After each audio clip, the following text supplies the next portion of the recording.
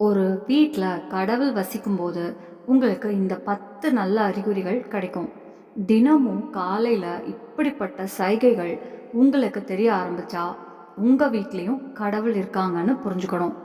அவங்க உங்களுக்கு இதெல்லாம் சின்ன சின்ன சிக்னல்ஸ் கொடுத்துட்டு இருக்காங்கன்னு அர்த்தம். கடவுளை சந்தோஷப்படுத்த நிறைய பேர் பூஜை, விரதம் எல்லாம் பண்ணுவாங்க. காலை மாலை தீபம் ஏற்றுறதுலேருந்து நைவேத்தியம் வைப்பது வரை எல்லாம் பண்ணுவாங்க. கடவுளோட அருள் எப்பவும் தங்களுக்கு கிடைக்கணும், வாழ்க்கையில் எந்த பிரச்சனையும் வரக்கூடாதுன்னு நினச்ச இதெல்லாம் நமக்கு தெரிஞ்ச விஷயம்தான். கடவுளை பூஜை பண்ணினா அவங்க நம்மளை சந்தோஷமாக பார்த்துக்குவாங்க. ஆனால் ஒரு விஷயம் உங்களுக்கு தெரியுமா? அவங்க நமக்கு சைகைகளும் கொடுக்குறாங்க. அந்த சைகைகள் பற்றி தெரியணும்.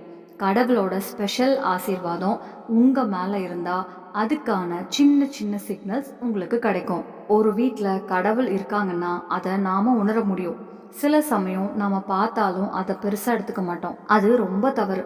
அப்படி கவனிக்காமல் விட்டுட்டோம்னா கடவுள் நம்ம வீட்டிலேருந்து விலகிடுவாங்க. சில பேருக்கு வீட்டில் கடவுள் இருந்தாலும் அதையே அவங்களுக்கே தெரியாமல் அவங்களே அவங்கள அவமதித்து தள்ளி அனுப்பிடுவாங்க. நான் தினமும் பூஜை பண்ணுறேன், ஆனால் ஏன் கடவுள் எனக்கு தெரியலன்னு கேட்குறாங்க. அதனால தான் இப்போது நம்ம டீட்டெயிலாக அந்த முக்கியமான சைகைகள் என்னன்னு பார்க்க போகிறோம்.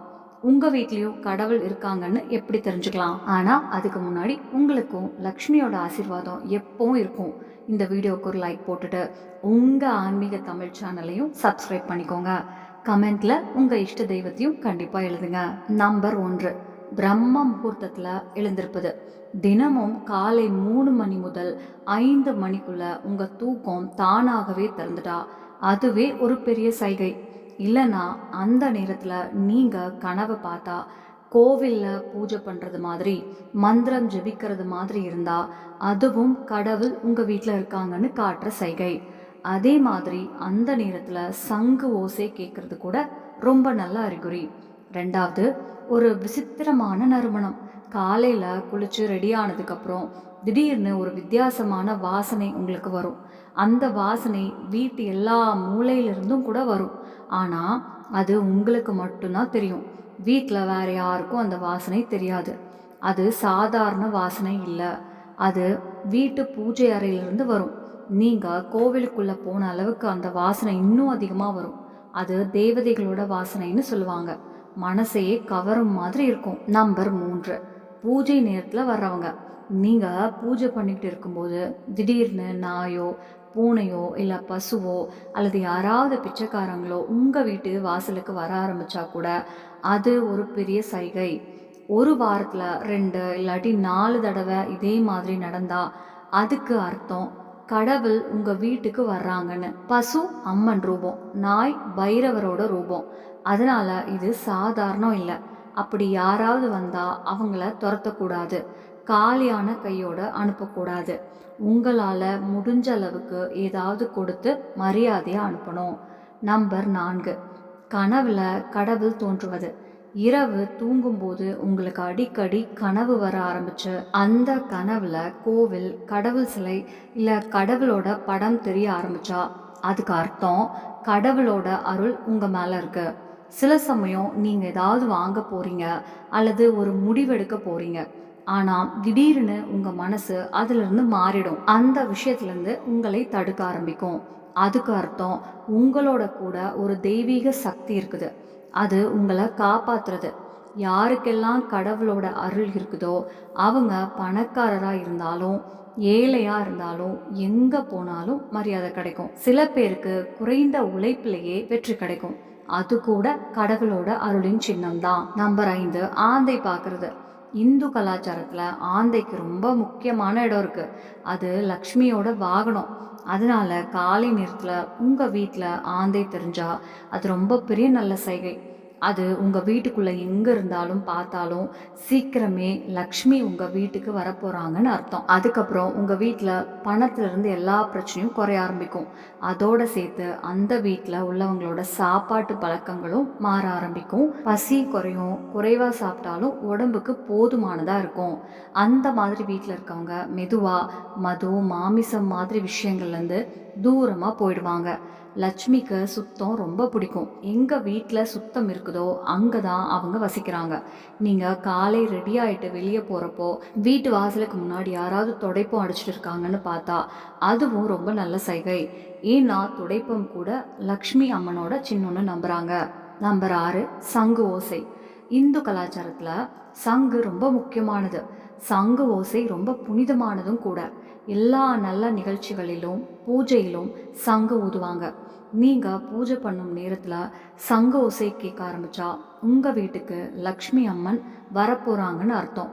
அதே மாதிரி நீங்கள் காலை வெளியே போகிறப்போ கொக்கு தெரியுதுனாலும் உங்கள் வீட்டில் சிவபெருமான் இருக்காங்கன்னு அர்த்தம். சீக்கிரமே உங்கள் பெரிய ஆசை நிறைவேறும். நீலகண்ட பறவை காட்சி கிடைக்கிறது மகாதேவன் ஆசீர்வாதம் இருக்குது என்பதுக்கான சிக்னல். உங்கள் வீட்டு முன்னாடி அடிக்கடி வெள்ளை பசு வர ஆரம்பித்தா, இல்லை ஒரு நாள் அந்த பசு தன் கன்றுக்கு பால் குடிக்க வைக்கிறதையும் நீங்கள் பார்த்தா அது கூட ஒரு பெரிய நல்ல சைகை. அதுக்கு அர்த்தம் உங்கள் பூஜை எல்லாமே வெற்றி அடைஞ்சிருச்சு. இனிமே உங்கள் வாழ்க்கையில் இருந்த பிரச்சனைகள் குறைய ஆரம்பிக்கும். நம்பர் 7, பறவையோட கூடு. உங்கள் வீட்டு வாசல் பக்கத்தில் இல்லை வீட்டுக்குள்ளே பறவை கூடு கட்ட ஆரம்பித்தா அது ரொம்ப நல்ல அறிகுறி.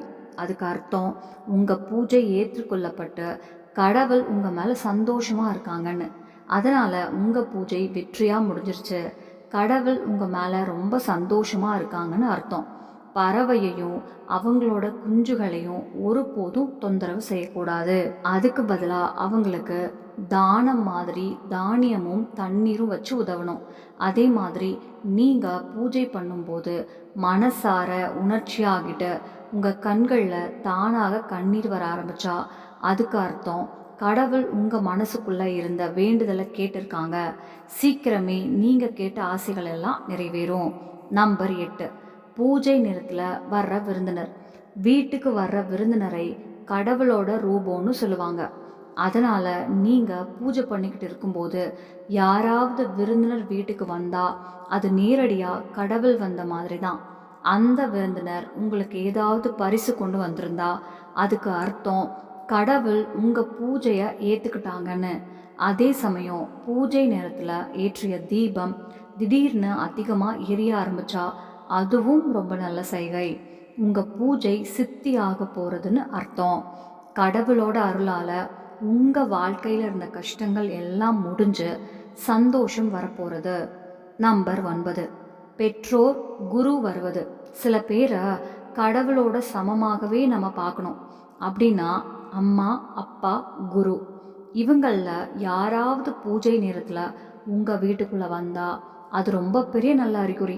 அதே மாதிரி நீங்கள் பூஜை பண்ணிக்கிட்டு இருக்கும்போது கடவுள் சிலையிலிருந்து ஒரு பூ அல்லது மாலை உங்கள் அருகே விழுந்தா அதுவும் ரொம்ப நல்ல சைகை.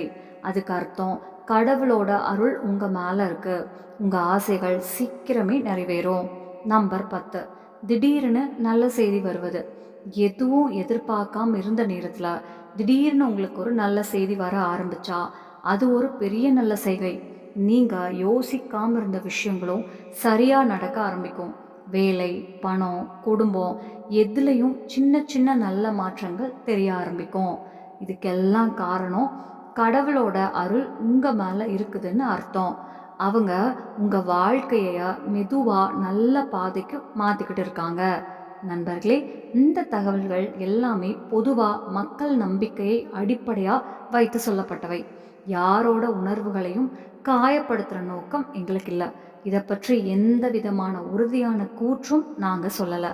இந்த தகவல்கள் உங்களுக்கு பிடிச்சிருந்தா வீடியோக்கு ஒரு லைக் போட்டுட்டு உங்கள் ஆன்மீக தமிழ் சேனலையும் சப்ஸ்கிரைப் பண்ண மறக்காதீங்க. நன்றி. நம்ம சேனலில் பிடிச்சிருச்சுன்னா லைக் பண்ணுங்கள், ஷேர்